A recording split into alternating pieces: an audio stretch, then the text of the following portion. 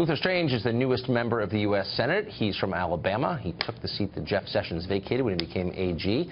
And he has drafted new legislation in the short time he's been here that would fund a wall on the Mexican border and would pay for it by diverting any federal transportation dollars currently going to sanctuary cities. Senator Strange joins us now to explain his plan. Senator, thanks for coming on. Glad to be here. So how does this work?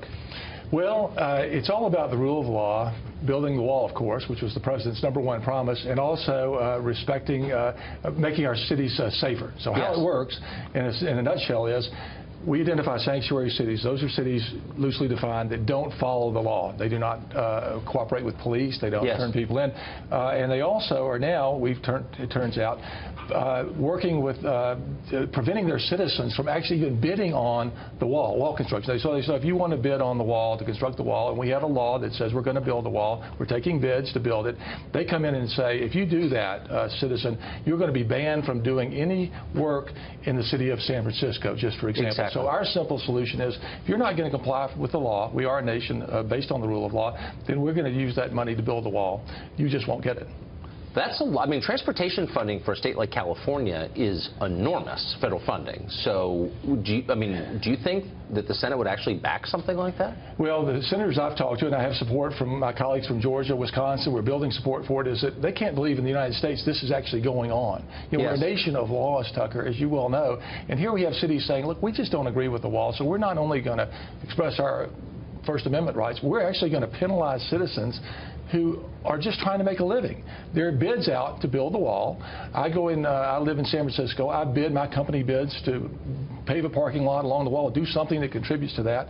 I'm going to be paid by the federal government under the Secure Fences Law, a law that was passed in 2006 with the support, if you can believe it, of Barack Obama and Hillary Clinton and others, a common sense solution. We don't agree with that policy. We're not going to enforce the law. And I just don't think it makes any sense for United States taxpayers to turn around and give those jurisdictions money when they're refusing to cooperate and actually going forward and punishing their own citizens for trying to make a living, frankly, but also build a wall which the American people want and need. And which they voted for, the representatives did. So here's what I don't understand.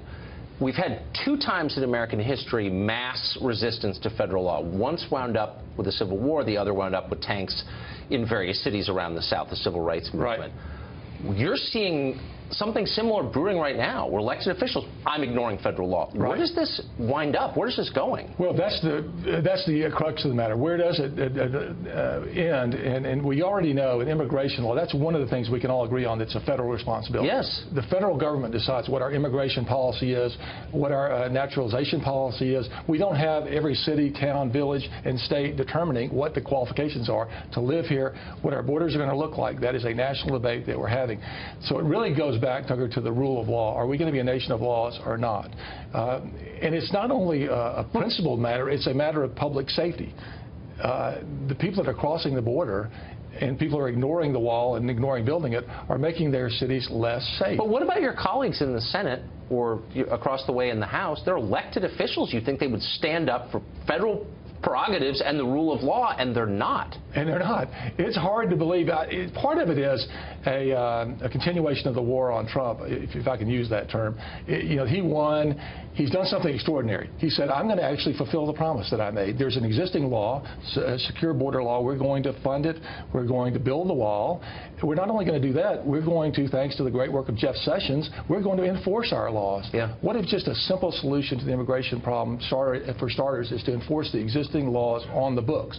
They've said they're going to do that. That sounds like a novel thought, doesn't it? No, it does. And you know what's happened? Because they've just said that, and they're actually doing it. But they've made it clear, and that message doesn't just go to the border. It goes south of the border. It goes all throughout Central America. We're going to enforce the laws on the books in the United States.